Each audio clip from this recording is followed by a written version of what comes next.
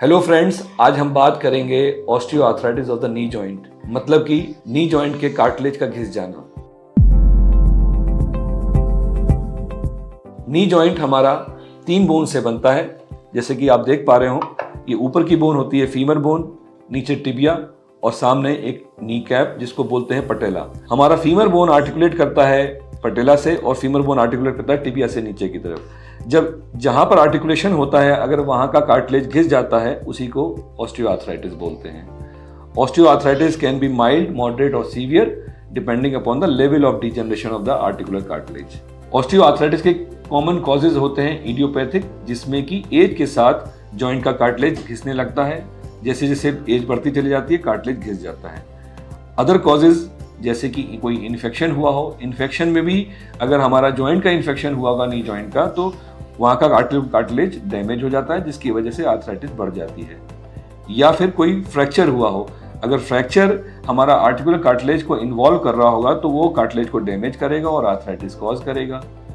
कुछ inflammatory causes भी होते हैं, जैसे कि रूमेटॉइड आर्थराइटिस, सोरियाटिक आर्थराइटिस या गाउट, जिसमें कि हमारा जॉइंट कार्टिलेज इन्वॉल्व होता है और वो आर्टिकुलर कार्टिलेज को डैमेज करता है।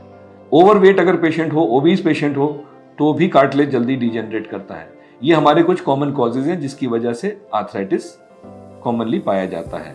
आर्थराइटिस को डायग्नोस करने के लिए बहुत ही सिंपल तरीका है एक्सरे, जो कि स्टैंडिंग व्यू अगर हम कराते हैं तो उससे प्रॉपरली हमको ये पता लग जाता है कि किस ग्रेड की आर्थराइटिस है।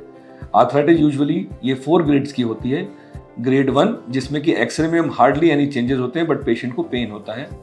ग्रेड 2 जिसमें कि आर्टिकुलर कार्टिलेज या जॉइंट स्पेस बेसिकली कम दिखाई देता है, there is diminution in the space between the 2 bones. Pain भी पेशेंट की इंटेंसिटी ज्यादा होती है।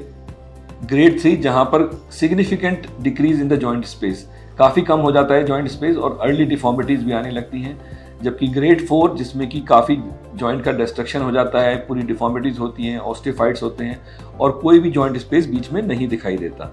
ये हमारी 4 स्टेजेस हैं। इसमें जो सिम्टम्स आते हैं कॉमनली, पेशेंट को पेन होता है, स्टिफनेस होती है, चलना मुश्किल हो जाता है, जॉइंट की डिफॉर्मिटीज आने लगती हैं, पेशेंट को वॉकिंग में लचकपन आता है। I hope this video helps you to understand your osteoarthritis better. Thank you.